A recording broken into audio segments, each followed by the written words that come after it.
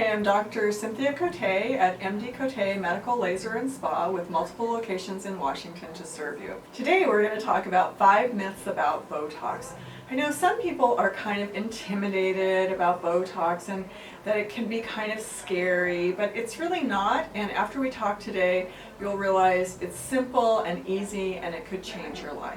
The first myth or question that I hear about Botox all the time is, my face is going to be frozen, I'm not going to be able to smile right. That's totally not true. Everything about Botox is we're just weakening one muscle so a different muscle will pull. We're not completely paralyzing anything, at least if it's done right. Nothing should be completely paralyzed. So you'll be able to smile normally, laugh normally, talk normally. You'll just be a more beautiful, more smooth version of yourself. A second myth that I hear about Botox is it can't be used below the eyes, and that's completely not true. We use it in the TMJ area for TMJ pain. We use it along your jawline to give you a little neck lift. We use it in the corners of the mouth to make it so that you don't have a frown anymore. We can get rid of the ring lines on your neck. So there's a lot of places where it does a beautiful job below the eyes, so that's completely not true. Another myth that I've heard, number 3, is that you can use it here so that you get rid of this line. That one is also false because that area really needs filler. There's no muscle there for the Botox to work on. Botox only works on muscles, and there's no muscle that makes that movement. Another myth, number 4, that I hear is that my doctor diluted the Botox the last time I went and it totally didn't work. It probably didn't work for a different reason.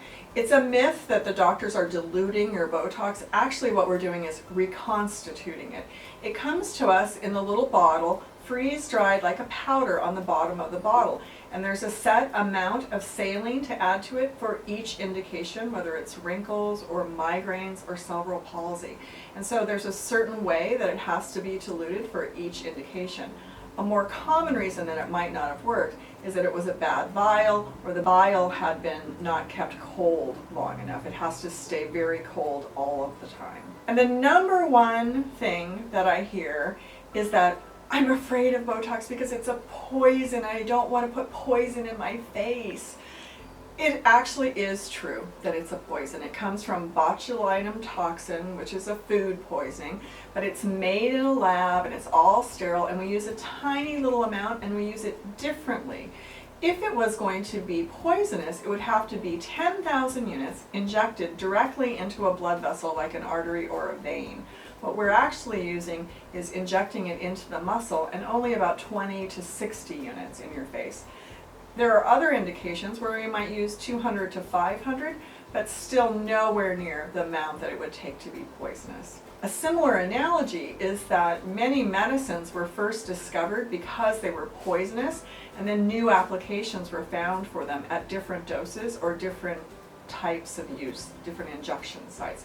For instance, Coumadin is a drug that's been used in medicine for many decades, and it's used to thin the blood.